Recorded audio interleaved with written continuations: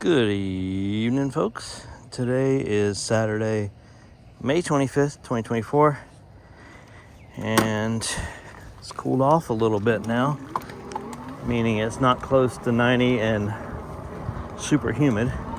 Feels great right now. It's about 8 o'clock, actually about 8:15. Only have a few minutes to ride. Gotta go pick up my son in a minute, but thought I would do a little follow-up video to pick up where I left off the other day because I had just a lot of catching up to do. Kind of a cool side note to that. My oldest son, who's been on my channel a couple times, he works full-time now as a cybersecurity professional, and he works 3 12-hour shifts, putting out fires all day. So, a lot of times he'll listen to podcasts in the background while he's working. But he told me the other day, he referenced something that was in my recent video, and I was kind of surprised he had watched it, or listened to it, I should say. And he said, yeah, actually, I watch your videos now while I'm at work, because it's kind of like listening to a podcast, but it's all about people I know and even me sometimes. So I thought that was pretty cool. So he said he thought it was pretty cool that I kind of document our lives a little bit, take a little snapshot of what's going on while I'm riding my bike. So the last video I was telling you all about all the crap that's happened on my bike lately. Waiting on parts, repairs, all that junk. So, done talking about that, thankfully. Let's start with the most recent events and go backwards. So last night, I was at a shoot for the graduation party for a girl I've been documenting for her senior year. Which is pretty cool. Her mom, she has Down syndrome. She just turned 21, graduating high school. It's her last year of dance. So I calculated today that I've spent 21 and a half hours taking pictures of her this year so far. And I've taken 5,698 photos. Sorry I'm a little bit winded. I usually am when I first get started, and then get kind of caught up on my breath. But I'm trying to get a good workout in a short amount of time.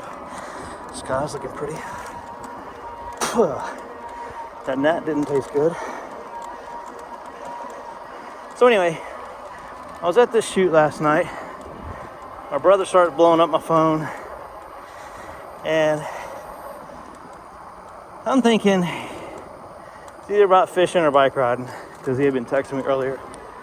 So, kept shooting. Got a text from him. Basically, he said, call me. Mom's been in a bad car accident. She's in an ambulance on the way to LaGrange Hospital. I just talked to her, which was a good sign. And call me.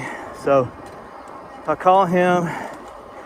His phone was breaking up. I called my mom, got her, which was a relief.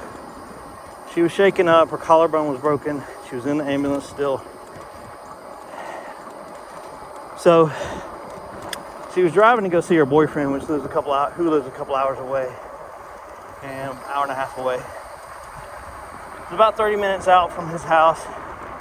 Got into a wreck. I don't know what the status of her car is, but thankfully they got her taken care of, got her stable. She shouldn't need surgery. She's in some pain from the collarbone break, obviously. So I spent a couple hours with her today. My brother is there with her, my sister's there with her. She's had some friends come by today, so she's in good hands, thankfully. And we'll be there tomorrow for a while to see her. But she's up and about and doing okay. I'm just thankful, super thankful that it wasn't worse. Whether her car will survive, I don't know, but I'm not worried about that. So that was the most immediate thing. Pretty scary. Let's see. And if I go back a good bit further, I mentioned that my son, Eli, got engaged recently to his now fiance, Naomi, who we love and adore. They've been together 2.5 years. His first girlfriend, her first boyfriend. I'm sure I've said it too many times on this channel, but when Molly and I met her for the first time, we both kind of whispered under our breath, oh, they're gonna get married. And sure enough, so he's been working hard to save money towards buying a house. They're planning on getting married next May. Glad they have a date set because I already have 3 weddings next April booked and 1 next May booked as well. That I'm actually photographing those weddings. So that's a sweet time. So the proposal was cool. He did it one morning, Saturday morning, at her house in her front yard, where they spent a lot of time sitting in the car out front of the house talking, and it's just a special place. They spent a lot of time at her house, a lot of time at our house, and you know, it's hard to do much of anything as a surprise these days with Life 360. So they know where each other are all the time. He was supposed to be at work, and he kind of secretly took the day off to plan to propose that day. So he had both families in on it, a handful of friends in on it, and we parked around the corner from her house, 9 in the morning. She was still asleep. He goes in, wakes her up, says, hey, get up, I'm taking you to breakfast, get dressed. So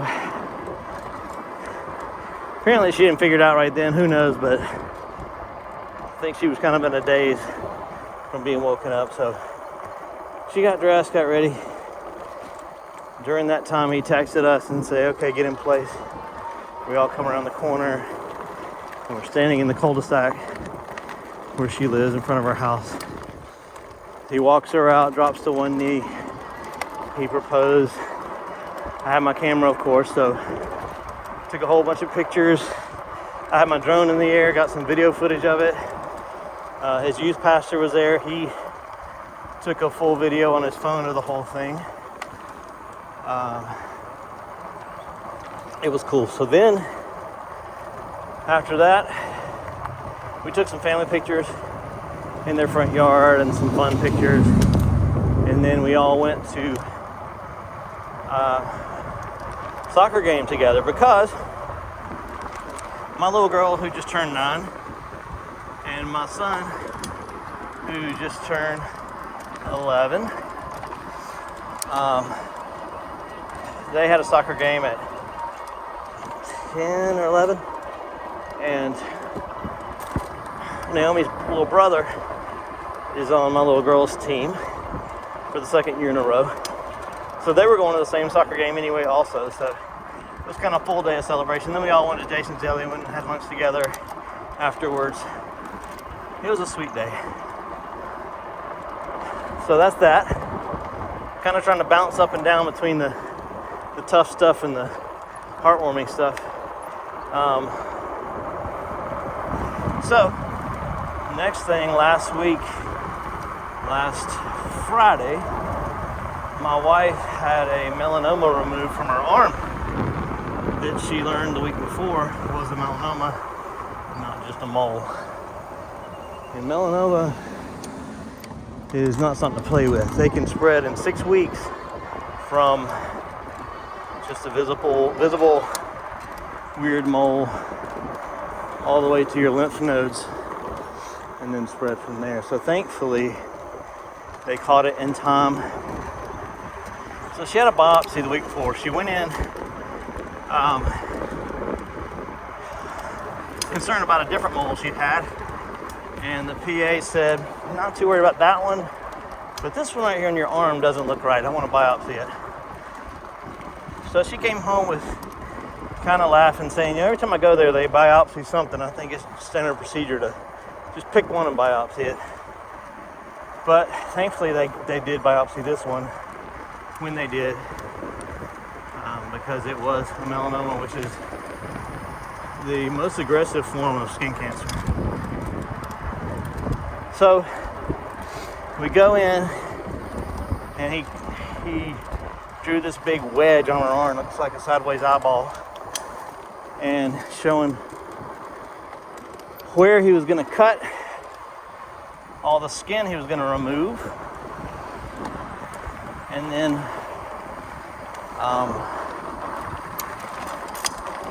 then told us he was going to cut basically 1.5 centimeters in every direction out of flesh. So a chunk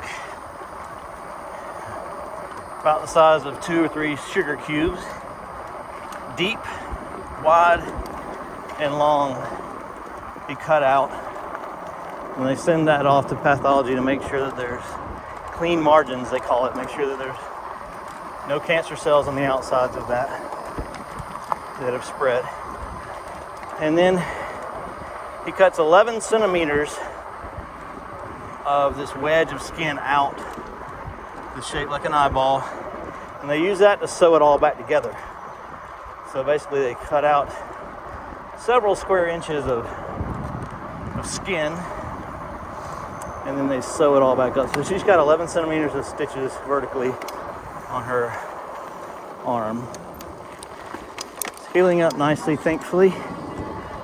She's been a trooper with it. We're just very thankful that that was taken care of when it did. Super, super thankful. So that was another scary one that ended up heartwarming, just like my mom's wreck. The night before, slippery right there. Night before she went in for her surgery, she was coming home by herself from a doctor's appointment, and our van started making a really loud noise. So she pulled off the road, calls me, and then I said, well, can you pull up into the shade? Because she was just off on the side of the road. She tried to move it, it wouldn't move. It was stuck. So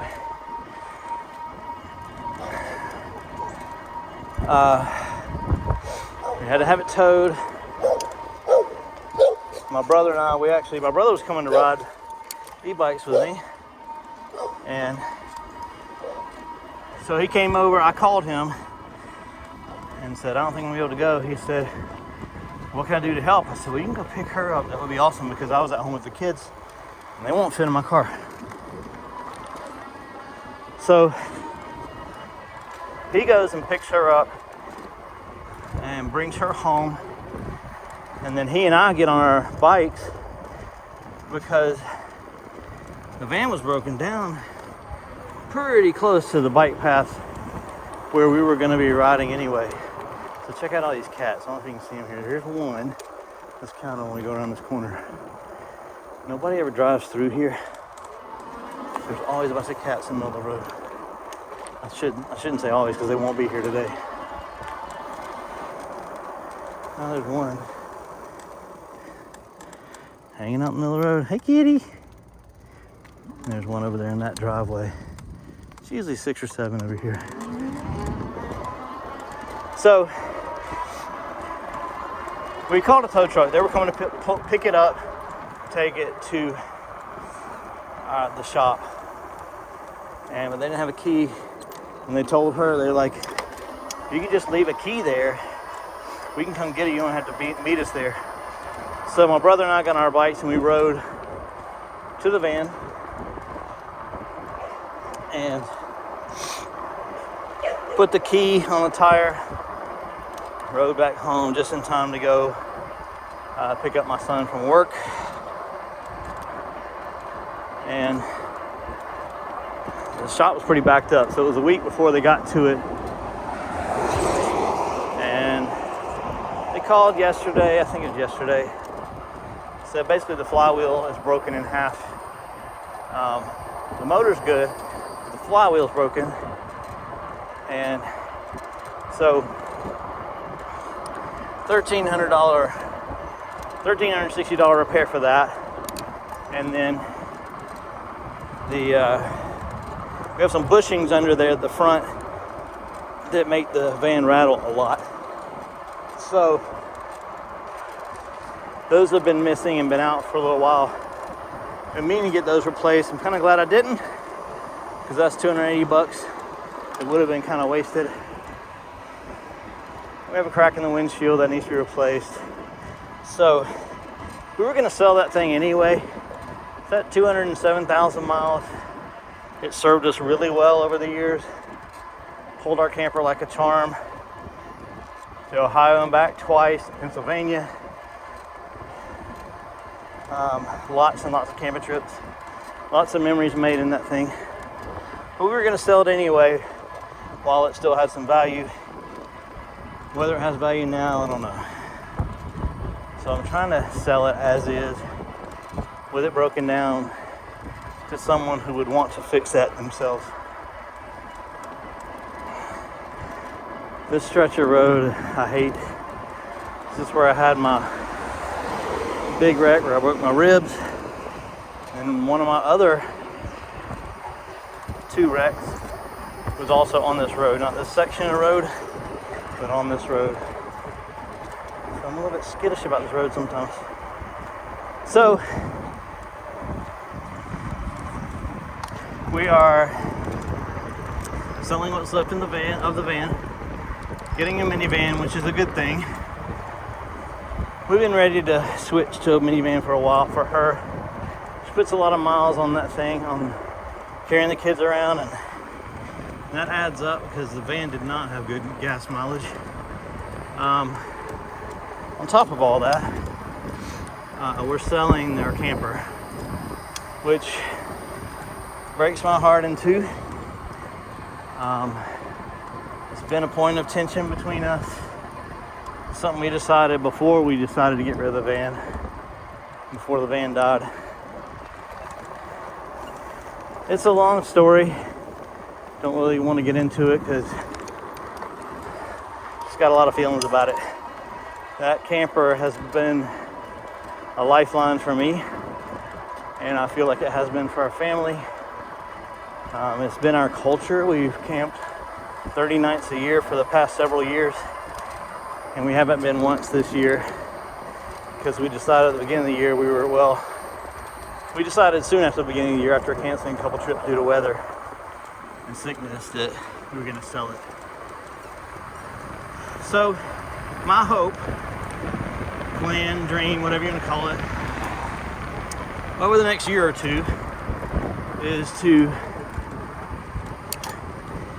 when we have the money to do so, get rid of my Mini Cooper, get something like a Honda Pilot that'll pull a pop-up camper, and then get a pop-up like we started. That's what we started in, and we went on trips with the 8 of us in a pop-up camper. We even spent almost a week at the beach in the heat of summer in a pop-up camper. So good thing about it is we don't have to pay storage fees with that thing. Don't have to pay insurance. They're cheap. You can buy a used one in good shape with air conditioning for $3,500, sometimes $2,500. So we'll go back to simple camping when the time is right for that, and we'll be able to store it at my mom's house, out of sight, and not have to pay storage like we do right now because we have a 36-foot camper that It's just too big to store anywhere outside of a paid storage place. Should be able to get hopefully close to what we paid for this camper when we sell it. Just because we got it at the right time, at the right price before they started spiking in price, right before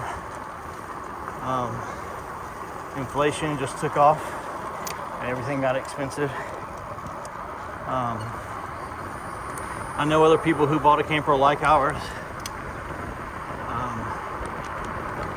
a year later, and they paid half again as much as we paid for ours. We paid like $20,000 for ours, and same thing with someone for $30,000 a year later. So used ones now, especially like ours, it's been stored inside from the day we bought it,